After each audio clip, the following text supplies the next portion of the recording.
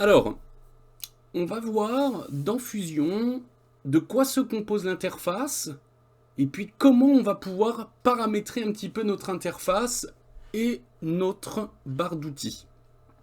Alors, en haut, toujours pareil, assez universel à tous les logiciels, y compris DaVinci, les menus contextuels, par lesquels c'est très rare qu'on passe par ici, sauf cas particulier, si on n'a pas alloué par exemple, et on se souvient dans le clavier ici la possibilité de faire des raccourcis. Ici, on a toujours nos onglets qui vont nous permettre en fait d'afficher le master et la bibliothèque de médias, nos effets, nos plans, un petit peu comme effectivement dans l'étalonnage, nos nœuds. Ici, on a la possibilité d'afficher nos splines en fonction de nos animations clés. Alors là, c'est peu intuitif, hein, je vous l'accorde, surtout sur les keyframes. On verra que c'est pas simple. L'espace est vraiment très restreint. C'est peut-être un petit peu dommage. Je pense qu'il devrait faire pas mal d'efforts à ce niveau-là. Accompagné, alors là c'est plus simple à comprendre, d'un petit module spline en fonction de nos animations. Donc ça c'est très bien pour jouer avec les courbes de vélocité. Alors on peut toujours, si on a plusieurs écrans, venir agrandir un petit peu tout ça, afficher uniquement ça dans un panneau, etc. Venir cadrer, etc. Donc on le verra en temps voulu. Nos fameuses métadonnées et le fameux inspecteur ici, donc notre panneau inspecteur, propre effectivement au logiciel de montage, où effectivement on va, alors quand je dis logiciel de montage c'est DaVinci hein, bien entendu, on va pouvoir paramétrer toutes les propriétés de nos nœuds. Ici on a un moniteur de gauche pour en général afficher le moment où on travaille précisément sur quel nœud pour voir ce qui se passe ou mettre notre visualiseur 3D. Et en général, à droite, c'est là où on voit en temps réel le dernier nœud, autrement dit notre résultat. Une petite timeline, comme je l'expliquais dans le tuto effectivement où on parle de Fusion pour bien débuter. Ici on a une timeline mais qui est quand même très différente d'une approche de la timeline comme on peut le retrouver dans le banc de montage. Une petite tête de lecture assez classique, avec ici donc la première frame et la dernière frame. Donc ici on voit que j'ai 1000 frames, et on voit le nombre de frames où se situe mon curseur de lecture. Ici notre barre d'outils qu'on va pouvoir personnaliser, et notre fameux node graph. Alors comme on sait, comme je vous expliquais dans le tuto de bien débuter, en fait c'est basé sur une approche nodale. Donc je vous laisse revoir ce qu'est l'approche nodale dans le tuto bien débuté. Alors, comment on va prendre un petit peu en main le cœur de Fusion? Alors, c'est tout simple. Comme je vous ai expliqué tout à l'heure par rapport à par où passer, donc là c'est libre à vous effectivement de voir comment passer, mais je vais faire quelque chose de très simple en fonction ici de ma timeline, comme expliqué dans le cours avant. Bon, ici, finalement, je vais me mettre à 10 secondes. Et là, j'ai ma composition Fusion et je vais rentrer au cœur de ma composition Fusion. Et je vois que j'ai un petit Media Out. Alors là, on a le snap. Donc c'est magnétisé sur la grille ici. Je peux très bien faire un clic droit. Et effectivement, ici, il y a tout un tas d'options. Ajouter un outil. Donc là, on a tous les effets qu'on retrouve au cœur de Fusion.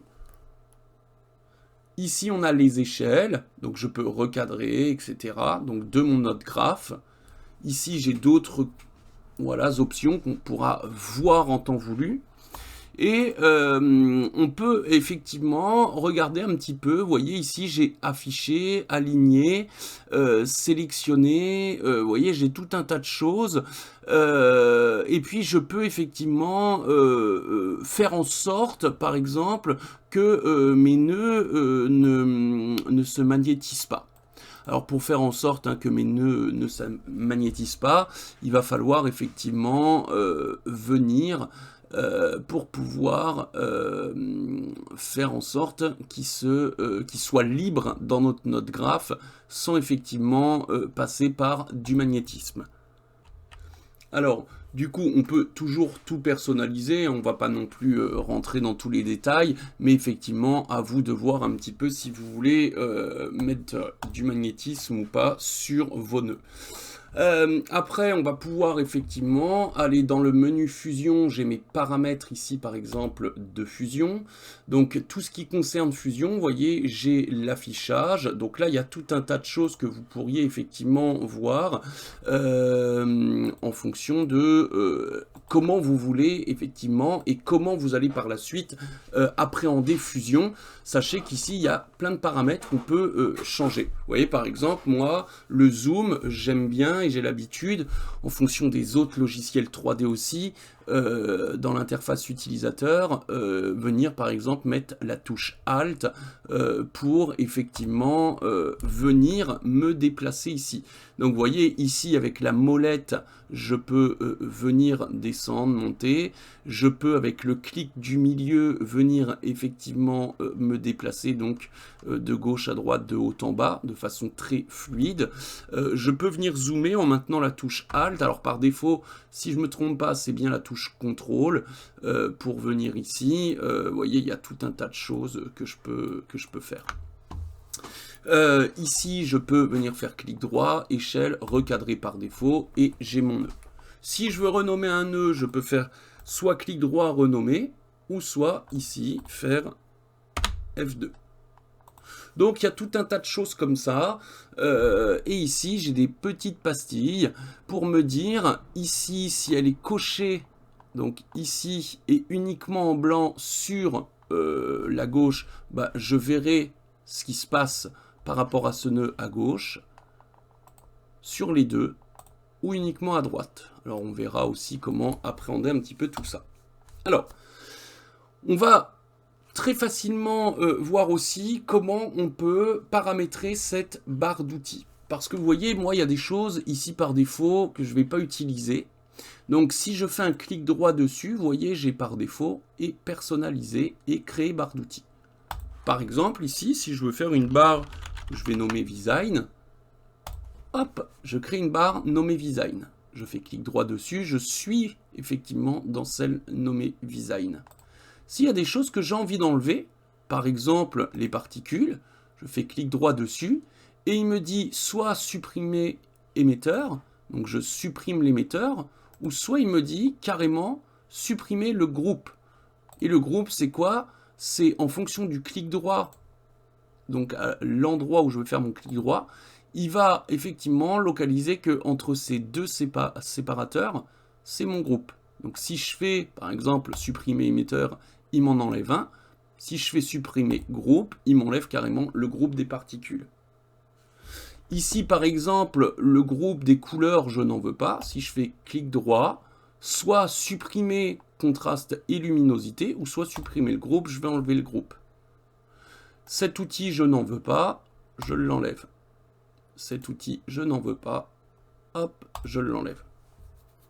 Et du coup, je vais personnaliser comme ça, voilà, tout ce que j'ai effectivement envie d'enlever. Parce que je juge effectivement que ce sont des choses beaucoup plus secondaires en fonction de ce que moi j'utilise. Maintenant, si effectivement je veux déplacer, je peux très bien le saisir et le déplacer dans un endroit, vous voyez, hop. Si je veux effectivement ici, donc supprimer la barre donc pour séparer, et je peux toujours faire clic droit, personnaliser et ici ajouter un séparateur. Alors là on ne voit pas où il est, mais on verra effectivement quand on va commencer à créer une barre d'outils personnalisée. Donc maintenant si je veux ajouter des choses, je vais dans mes effets ici. Donc il suffirait par exemple si j'ai envie de faire une barre exprès pour le tracking. Donc je vais mettre celui-ci, je le glisse, je le dépose. Celui-ci pareil, celui-ci pareil, et celui-ci pareil.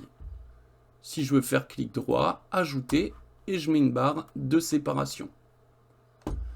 Ici par exemple, je trouve que j'ai pas assez d'éléments concernant la 3D.